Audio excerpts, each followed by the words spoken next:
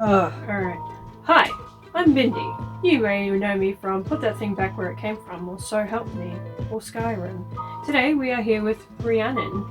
You may know me from every other interview that you've seen on this channel. Today you're in the hot seat. Yes, I am.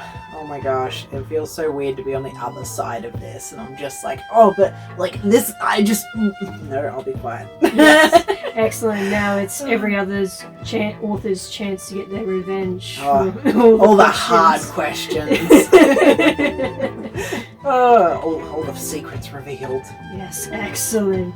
Now, since this is your interview, and we are basing the whole festival as the first chapter, like, what got you into starting writing? Like, what drove you? My first chapter was many years ago. So I think I was in year 1. I just moved to a brand new primary school. And when you move to a new school, I don't know, maybe it's just me, but you don't know how to act.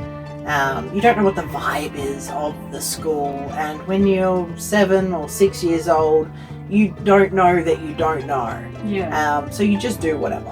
And the teacher, I think on like our 3rd day or something, was like, hey, I've got a headache. I'm just going to get you guys to write a story in the back of your English books. Now, I didn't know that the back of the book was like teacher code for no one's gonna mark this, so just do something. Just don't annoy me right now. So she said to us, write a story about an egg that you find in your backyard. And a lot of the other kids wrote stories about chickens or pigeons. It was a country place. Yeah. Someone wrote one about an emu because their house backed onto an emu farm. And I was like, oh my god, dinosaurs lay eggs. So my story was about finding a baby brontosaurus egg in my backyard, and then what would happen if it hatched. And I think I rewrote that story about 6 or 7 different times. It was like, I found a dinosaur egg, or I found a dragon egg, or what if it was a T-Rex egg? And it just exploded from there. Ever since then, I have loved writing. I have loved putting my own spin on stories that I wanted to be a part of, or that I didn't feel happy with the ending. Yeah. Or everyone didn't get along at the end. That was a big thing. I remember I wanted to rewrite Aladdin so that Jafar had like a redemption arc. I'm like, why can't they all just get along? Why can't they be nice to each other? Yeah.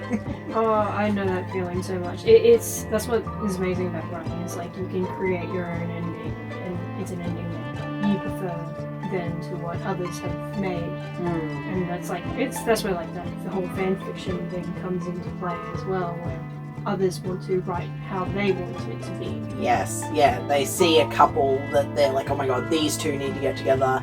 They've never even met. Yes. Nowhere in the series did they meet. Or like they have one interaction, it's just that one, and then that's it. It's exploded into something, and then people are like, how? What are you doing, Beaky? You coming up? Getting onto the cake. She's one of my rent-free writing buddies, and I can hear Stormy outside as well, the hellhound. Yes, she will guard this place vigilantly, which is fantastic too. Yes. She will slobber the chops off anyone. That's, so with your whole, with wanting to create a whole story and the whole ending aspect of things, so what would have to be your favorite type of genre that you got into to begin with? I'm not sure if you can see it, but we've got Amber Spyglass, Eragon, Harry Potter.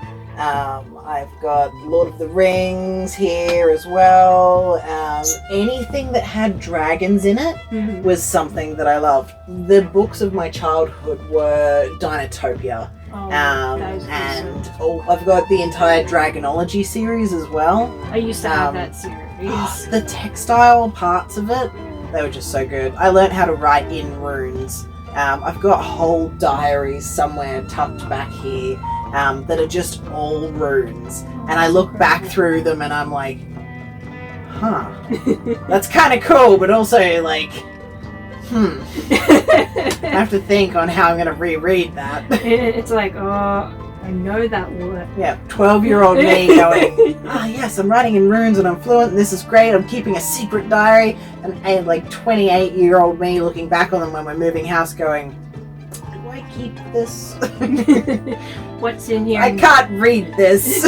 No, I can still read it. And it's like, is there anything incriminating that I could throw out or not? Oh man, I keep all my incriminating stuff. I don't want anyone else to get their hands on that. Good. Even if it is in a different language, I'm not taking that risk, kind of thing. I think anything from my high school years can be some form of incriminating. It's devastating. Oh, don't we all? We all have something that's just like, write it all down, throw it away. Yeah, absolutely. I never throw anything out though. Like I say that. I never throw anything that I've written out because I am still looking for those first dinosaur stories. Yeah. I know I've got these little books hidden somewhere around my library.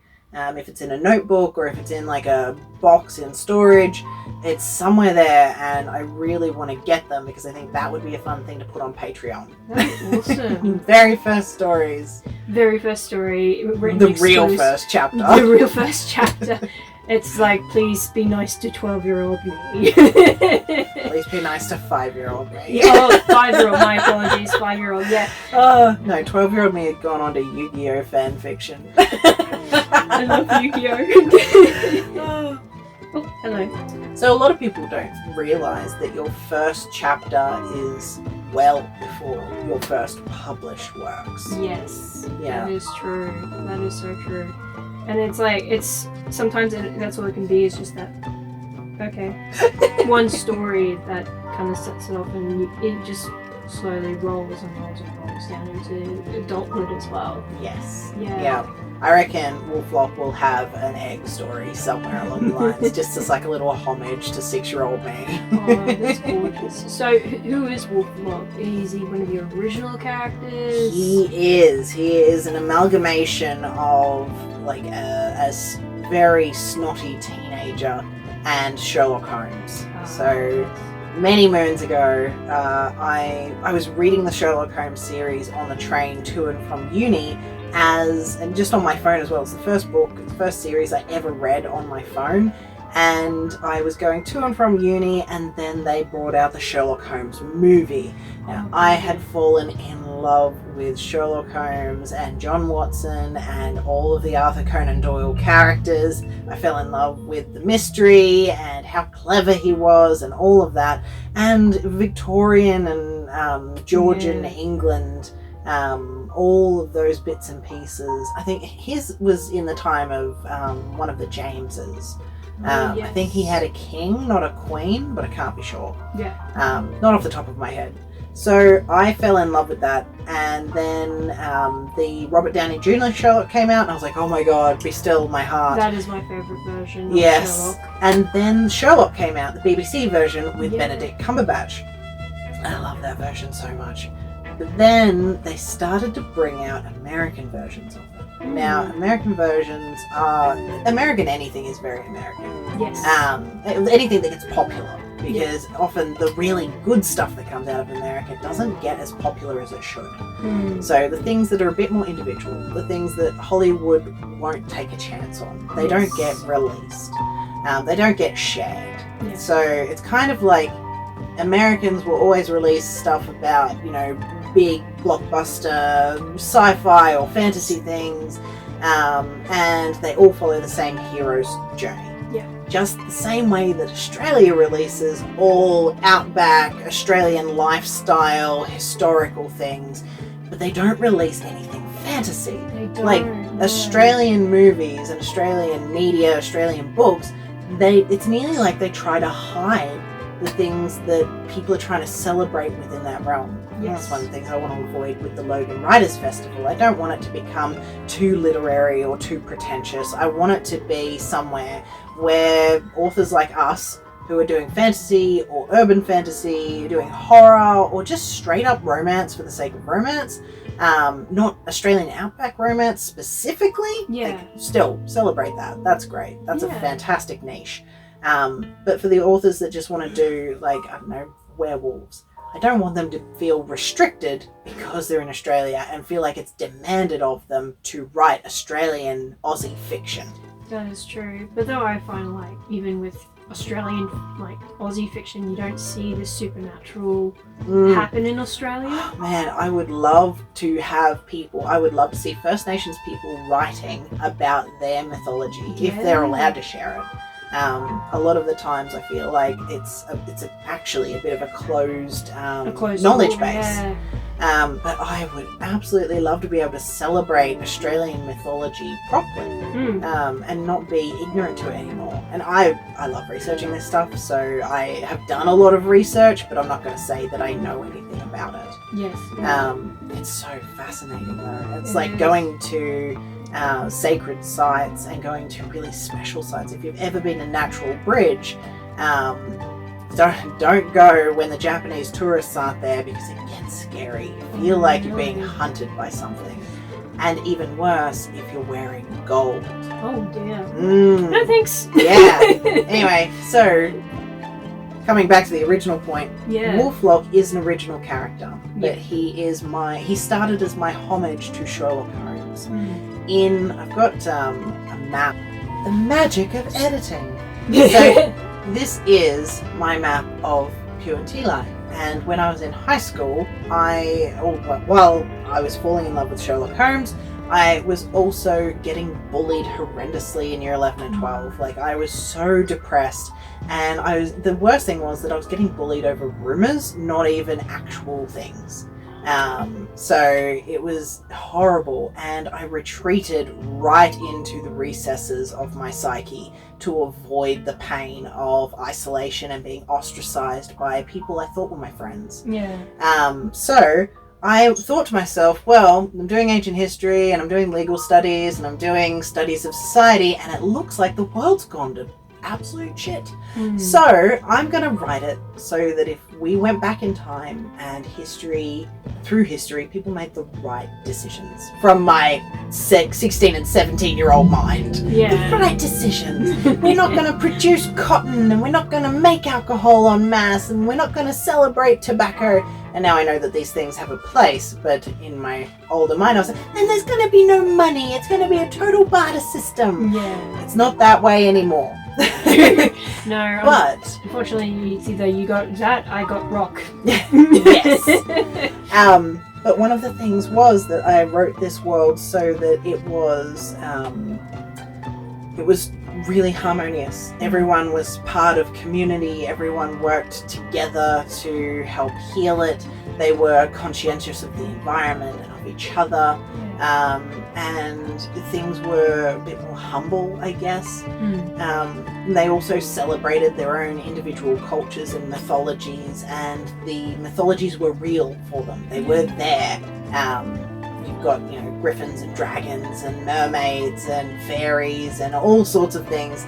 The gods and goddesses of the land are more corporeal, like you could go and speak to them and get answers from them. Just in different ways. So I wanted to make magic tangible with this world and make it nearly normal. So within this world, I was like, where does Sherlock Holmes belong? And so that's where Wolflock came. I was like, well, I don't know where he belongs yet. So I'm going to write him like a teenager so I can see where he belongs, where he finds his own path, because there's a destination at the end. You can't eat that. You can't eat that, no. There's a destination at the end, but there is this foggy path that's 151 stories between there and then. That's incredible, and I loved how it's also shaped like a dragon. Yes, some people can't see the dragon. And like you can see it, like the head and where the horns are and its wing, and there's its claws and the tail. It's like really well. Like I love that. I love that map. The original map was not too much different from that. Really? That's incredible. The original map when I was in high school. I've still got that somewhere, but that was a lot of fun. It had a lot less in it. Now it's got a lot in it. But there's a little measurement down the bottom. Oh, where are you? I think I got cut off on this one. But there is a measurement showing that it's about 4,000 kilometers, I think, across. Oh, that's incredible. It's either 4 or 8, I can't remember. But I've got the measurement somewhere on one of the digital maps. That's incredible. Yeah, so it's about the size of Australia. I think Australia's 4,000 across. Don't quote me on that one. Yeah, no, me either. Yeah, I'm sure from like Sydney to Perth it's 4,000. Yeah. It's either 4 or 8. I know that. But yeah, so it's about the same size as Australia because I needed space. Yeah. You can't have dragons in like a small country. No. There's just not enough space for them. There's only room for one dragon. And Exactly. There's a lot of dragons in Puentili. I don't know how the UK comes up with, like, you know, yes, there's many dragons, but yet you see... They must be the size of dogs. I will slay the dragon.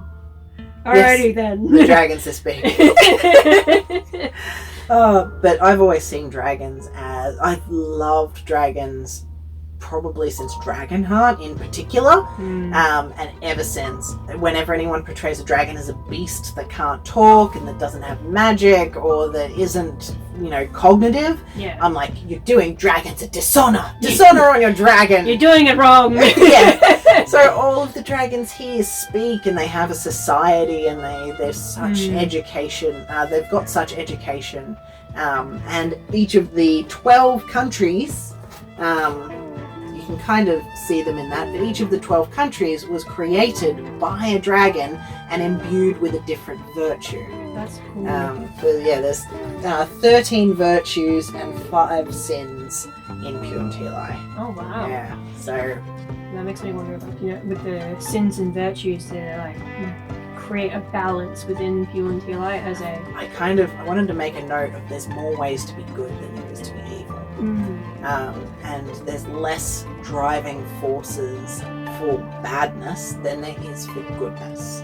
So with those people who live in like the sin versions of the countries, do they feel it more strongly? Oh, there's all the countries are based on virtues. Oh, okay. Yes, yeah. So the sins come from the sins are apathy, arrogance, greed, obsession, and what's the fifth one? Hatred. Oh, yes. Yes. So, but it's only when you allow that to consume you that it becomes a sin. Because from those 5 places, that's where I've seen all the ills of the world come from. Yeah. And with the 13 virtues, the 5 sins can be quelled and replaced. And it's things like harmony and, I know the sins off the top of my head because I get asked them every D&D session. Every time I run a game, they're like, how does someone turn into a demon again? What are we fighting? But then the virtues, they're the nice ones. So they're like, oh, it's fine. We'll get back to that when we need to slay a demon. So they use the virtues to slay the demons that people are consumed by, am I correct? Yes. Yeah. That's actually really clever, using those virtues as a way to quell what has ailed them.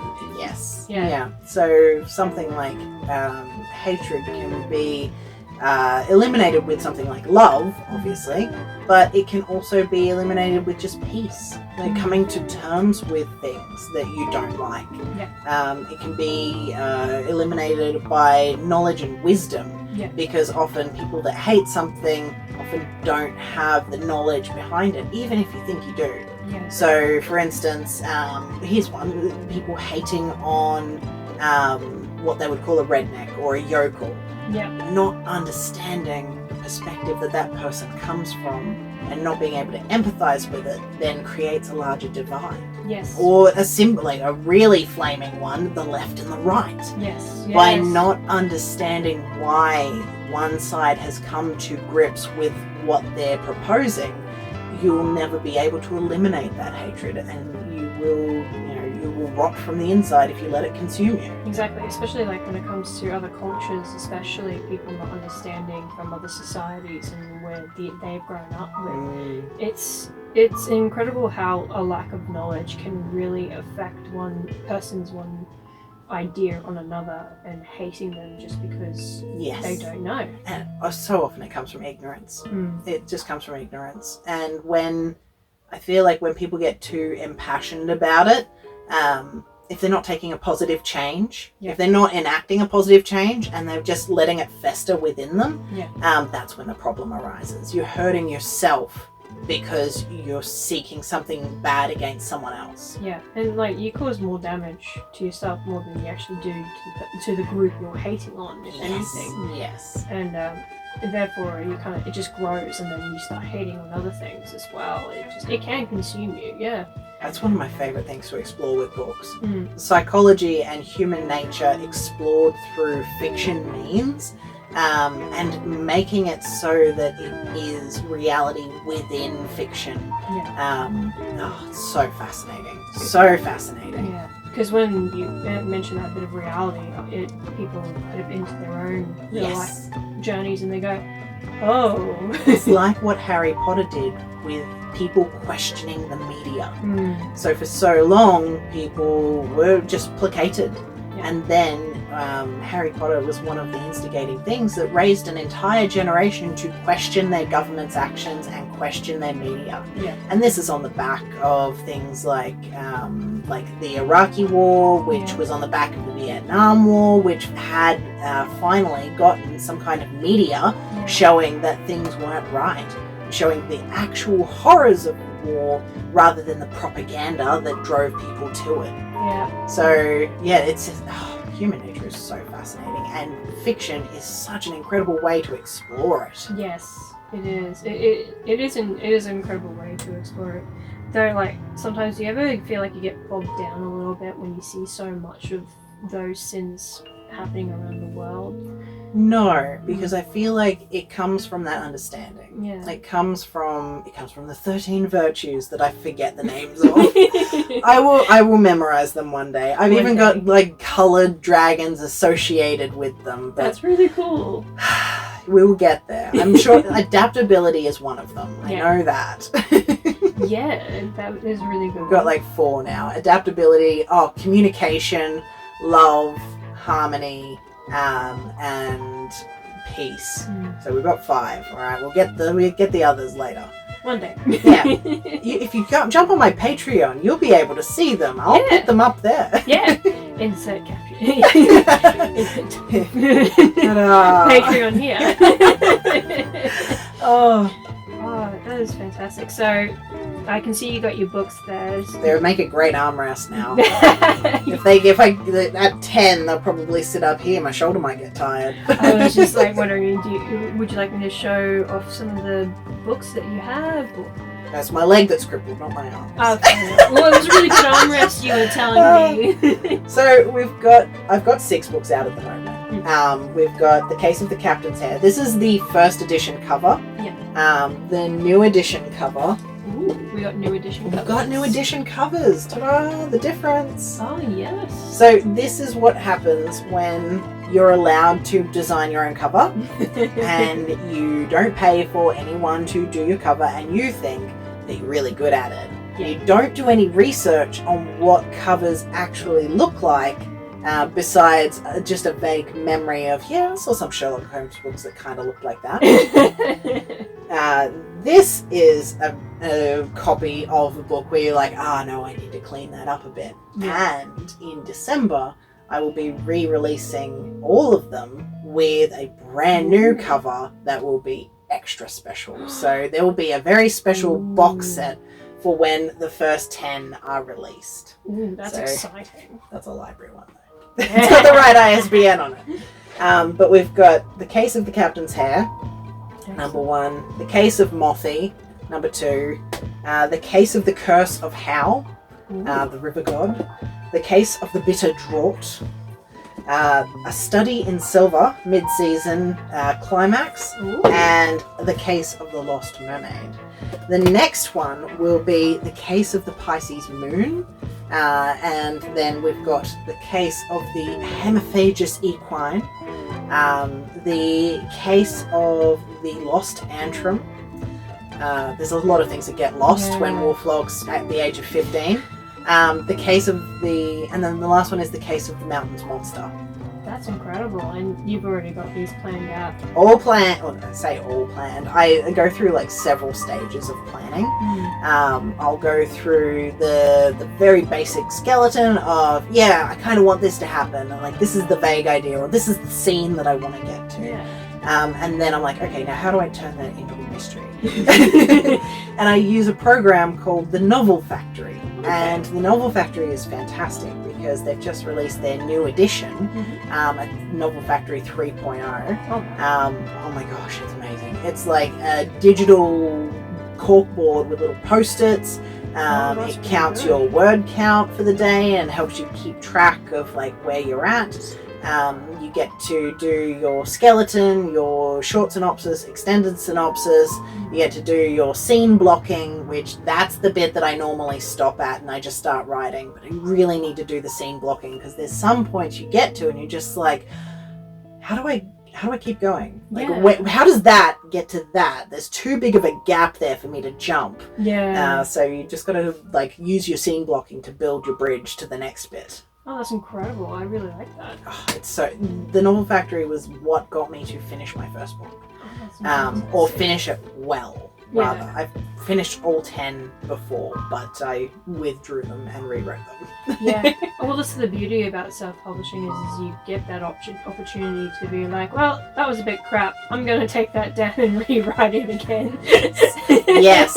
And if someone spots a spelling mistake, you can be like, fix. And then when you order your next 30 books, it's fixed. It's fixed, and it's also be like, find the next one now. I go through like 7 different edits before I publish my book. So if I see any spelling mistakes, or if I see anything that goes through, like in book, I think it's book 3, there's one in particular where it's meant to be bucket, but it's buckle. And I'm like, how do you keep getting through?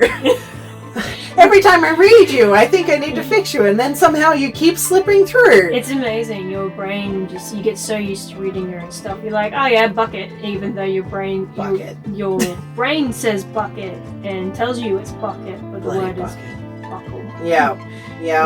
And so I go through like about 4 digital edits, then I go through my own edit where I like fine tooth comb everything. Then I send it to my first editor, who she just does everything, and I love her commentary. Oh my god, her commentary on the side, because we use Google Docs, so it's live updated and nothing gets lost. And then she leaves comments on the side for me to approve or reject what she's doing. And I often take screenshots because they're so funny, because I get this running commentary of not just, okay, all your speech marks are wrong. Sorry, Crystal. But also, oh my god, I know this guy is being sus, and I know it's not meant to be here, but why is he being so sus? I love that, because you just get another feed, like a beta reader, beta reader just going, oh, something's on the nose. What's going on here? Yes. I love that. It's like another cherry on top from your editor kind of thing to just be like. And then after she's finished, I will send it through to my final editor who edits magazines. Thank you, Stu.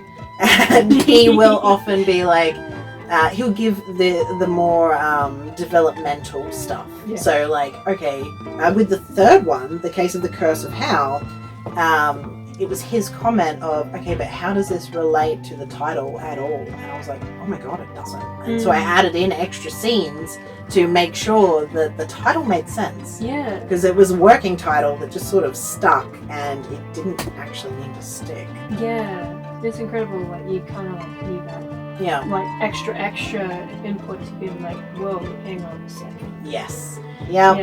And then spotting things like, hey, is this person meant to be talking here, or is it this person? I'm normally pretty good with dialogue, except for the grammar.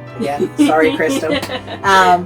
But when it comes to saying who's speaking, I'm like, oh, I don't want to like overdo. I want it to flow better, so I often won't put who's saying the sentence at the end. But if you've got more than 2 people in the room, that can be really hard to follow. Yes, it's like, say you got like 3 or 4 and they're all trying to be like, yo, what do we do? Unless they've got really distinct tones. So one of the good examples is Hagrid, Yes. right? And using his style of language where that gruffness and that slang comes in. Yes. It's really easy to identify whenever he's speaking, so I think you barely ever have to say, Hagrid said. Yeah. And I've got a couple of shipmates on here that do that. Oh, that's good. That's so, awesome. yeah, there'll be one or two that only say one or two words. And then you'll have Wolflock's style of language, which is, it sounds very clipped. Yeah. And then Mothy, who is like slang but scoundrelly. Yeah. That's incredible. And so it's like Wolflock, because Mothy, is he another main character, or is he like... Mothy is everyone's favourite. Yeah. Mothy is the scamp in the personality quiz. Yeah. You can find that on my Facebook page. It should be pinned up the top, and you can find out which Wolflock character you are. Take the quiz today. I've spent so many hours building the world for this, but yes, Mothy is Wolflock's best friend. But that's the fun in it, though, is just creating this world, and you're just like, I want to share it with people, and just be like, here. Take all the things. Take it all. Find out who you are. I have maps, I have currencies that I've made up, I have languages that I've turned into fonts. Yeah. I have whole dictionaries for these languages as well, and then I'll go further and then I should make the ship roster so I know which shipmate is where at all times, so I know who they're meant to be interacting with, because otherwise it was always just Grogan. Yeah. It was always Grogan, and I'm like, Grogan can't be everywhere. Grogan needs a day off. Grogan needs some Grogan time. Yeah, Grogan needs a nap. I think half of your readers would be like, this poor dude. He Why just is needs it a always break. Grogan? He needs a break. You know what was funny? I did the ship roster. I color-coded it and everything because I was like, I need to know exactly where they are and I need it to be easy for me to see later. And then wherever Wolflock went, there was another character called Beaktrice. And he was always there. And I'm like... This poor guy needs a day off. Wolflock, why are you following Beaktrice? He's on his day off. He's got his hair out. Let him go. Oh gosh, that's beautiful. It's also really good because then if you know where everything is, then the believability for your reader is heightened even more, where they go, yeah, that's a really realistic setting right there. Yes. Yeah, and I like to do, I honestly, it sounds weird, but Five Nights at Freddy's inspired a lot of what I do. Oh, really? So not so much Five Nights at Freddy's, but more the game theory of Five Nights at Freddy's. The convoluted history of how this came to be, and like all of the little hidden clues that don't get any reference. They get mentioned, they get visually placed somewhere. Yeah. But it's up to you to zoom in and read them. It's up to you to take a screenshot and zoom in and read them. Or like even the websites that got released where it's like you had to find out either like you had to go into code. Yeah, go into code or lower the brightness or heighten the brightness. It was all those other things, and then look out like copyrights and IPs, and it was like really like detangling this mystery. And even like I think number 3, like no one had any idea that you had to put a code into the brick wall. And it's not like the wall doesn't move, but if you click on certain brick, okay, I didn't go that far. I haven't gone that far, but there are coded letters in the back of the books. So I'll grab the most recent one. But the Case of the Lost Mermaid in particular. This one might be a bit blurry. Good Oh, well, again, on my Patreon, you get access to the digital copies of all of the coded letters. There's a coded letter in the back of each book. There are chapter images which don't just relate to the book itself, but also relate to the clues throughout the season and even the overall mystery as well. I've started doing, so we've got the map at the start, I think in the previous one, no, it wasn't a study in silver, it was the bit of drawled. There was a second map there, and it actually had historical notes down the bottom because it was out of someone else's essay. Oh, excellent. And Wolflock very well may meet the person that wrote that essay. Oh.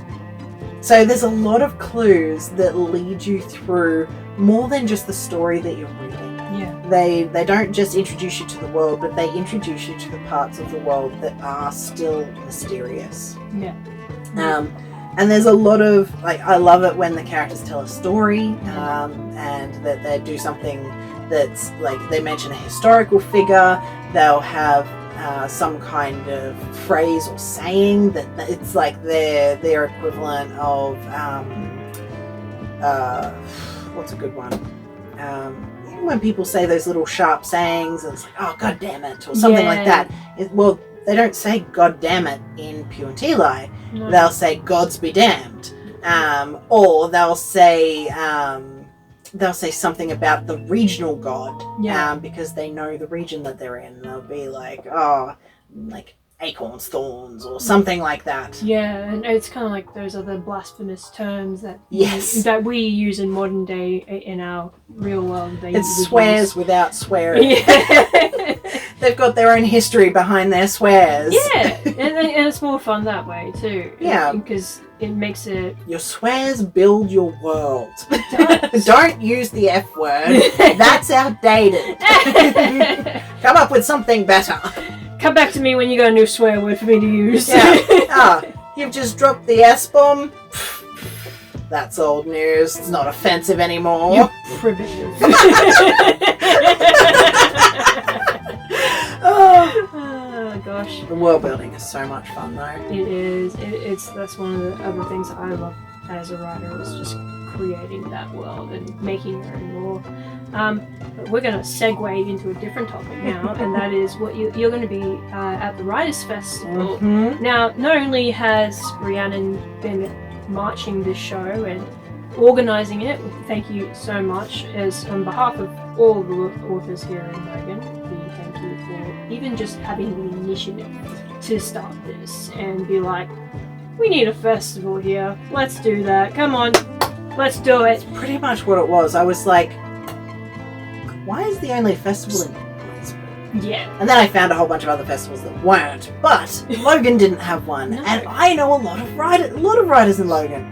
I was like, where's our festival? Yeah. Who's going to do our festival? And honestly, I feel like it's better that an organisation like the Chamber of Commerce has it, because there's less red tape. Yeah. We're asking for communities to come together with us rather than trying to create a whole new one. And it's so much easier to be a point of contact than it is to create something totally new. Yeah. No, that's totally understandable. And I do agree. Like, I'm not an events planner either. I've never done it before. But you're still doing it though. That's like, you know, a lot of people would be like, "Where's our festival?" Well, who's going to do it? You're the one who still put their hand up to be like, "Oh, I'll do it." I don't know anything, but I'll do it. But you like, so still, like, that takes a lot of guts, and like, seriously, a lot of like applauding to you for doing that as well. But not only are you like organising it, you're also going to be speaking on Saturday. Yes. I love public speaking, and I didn't want to just MC for the whole day. I feel like we had a couple of speakers drop out right at the very start, and I was like, you know what? I'll step in because we're not really getting much response for speakers. And then we have had people come in, but I was like, I don't want to change the timetable again. I have said I'll speak. I've had people excited that I'll speak now, so I'll just keep that spot. Yeah. But yeah, the community has come together so well for this, and it's been absolutely incredible. I'm really looking forward to it happening again next year. So am I. I'm keen to see this become a yearly thing, and not only that, like, encourage younger generations as well, and be like, oh, we actually have this here in Logan. Like, it's not just some like town in between the Gold Coast and Brisbane. Yeah, like, we are actually something to be noted and to be known by, as well as to be liked by. It's not like, you know, we shouldn't be seen as this little drab town. Yeah, we're not an in-betweener. Yeah. We are a city. Yeah. And you know what? Logan is the best place because it's like Australians love the underdog. Yes. And Logan is kind of the underdog. It is. Because we haven't got this stuff here yet and it's established. There's so many people here that have these passions and have these capabilities, and they just don't have the community yet that will raise them to the point of not being the underdog anymore. Exactly, and it's like even harder where you go to other established communities like Brisbane and Gold Coast who already have these things, but they're like, oh, sorry. You're also paying like $200 for a ticket. It is. It's ridiculous. Like, I'm sure what they're doing is prestigious. Yes. But I really love grassroots stuff. I love it when it's accessible because I grew up in housing commission. Yeah. Single mum. Yeah. I'm not a single mum. My mum's a single mum. Yeah. And we, after school, we'd have a bit of dinner and then we would go and clean Energex or AGL, or we'd go and clean an energy place and we'd go and clean 2 banks. Yeah. And that was every single night while mum was studying to be a teacher. Oh, wow. So, like, I've grown up with nothing, and I've grown up in caravan parks, and I've grown up in tents. I've grown up in the granny flat of my great-grandparents' house, and I understand what it is to not have something accessible to you because of money. Yeah. And the last thing I wanted to do was to see a mirror of myself in the high school students and in the writers of Logan not be able to come because of money. Yeah. It just, I can't do that to anyone. No, yeah. Like, there's a difference between, hey, I spent X amount of money to make this book, I would like to sell it for a little bit more than that so I can eat. Yeah. There's a difference between that. There is. And someone being like, well, why isn't it free? Go away with that. Yeah. Yeah. But when it comes to an event like this, I want everyone to be there. I want every single person who loves putting pen to paper, who loves creating worlds, who loves making stories, and whose calling it is to write, to feel like they have a place. Yeah, yeah. And that's, and the festival is like the perfect opportunity to start that little community, especially, and make it grow and watch it flourish even more. So, yeah. Thank you again. We truly, like, all of us, like, even me, like, thank you. Like, it means a lot. I can't believe we're only a few days out. Same. We got a few more days. Make sure you guys grab those tickets, Please get your tickets. If you just rock up on the day, I mean, I guess that's fine. But if you pre-order your ticket, it makes it so much easier for me. You just rock up with your phone and be like, here's my ticket. Okay, I'm coming in. Yeah. If you buy it on the day and you rock up there might be a line. Yeah. If you've got pre-ordered tickets, you don't have to wait. You can get straight into your talk. You can just walk in, really. You walk in. No, you do go for check-in. But yeah, you can just walk straight in and get straight to the talks and not miss a minute of this fantastic festival. Yeah, exactly. So please buy tickets. Oh, thank you, Bindi. That's okay. Honestly, people don't realize, like, we've been working at this. Bindi, the moment that I said, hey, any speakers out there, Bindi was like, oh my god, pick me. But then, on top of that, she was like, hey, can I do anything to help? And I'm like, actually, yes. If you want to do the social media posting, go for gold, girl. And so she's been here every week, once or twice a week, for like 3 or 4 months now, doing all of the social media posting that you've been seeing. All of these fantastic images are all her fault. I love how it's my fault. Yep, it's all your fault. Oh, no, it's been an incredible journey, and I am so excited for Friday and Saturday. So am I. I'm excited, but also a little nervous at the same time. Bindi's up first. Yes. Bindi and Emily are speaking, and Bindi is in the story behind the story. Yes. So exciting. Yeah, so you'll get to hear about my experiences of what it was like, of what it's like to grow up as an, or like try to be an author, and all that, as well as I'm the last one in the story behind the story tent. that's a beautiful way to wrap it up in a nice bow. I'm just gonna say that right here. That cycle. Yeah. It's a circle. It's beautiful. Oh yeah. I forget. It's all coming together. I forget what my topic's about, but I know it's a good one. It good. Please come. It good. Come watch. Come buy book. Please buy. Thank you. Thank you so much, guys. We will see you guys later. I'm sure. Do we have any more other? Tracy Tully. Keep an eye out for that one. Keep an eye out for Tracy. Hard to get schedules aligned this close to the festival, but we will. We will. We'll get there. Ah. Awesome. Thanks so much, guys. Remember to get your tickets. Bye.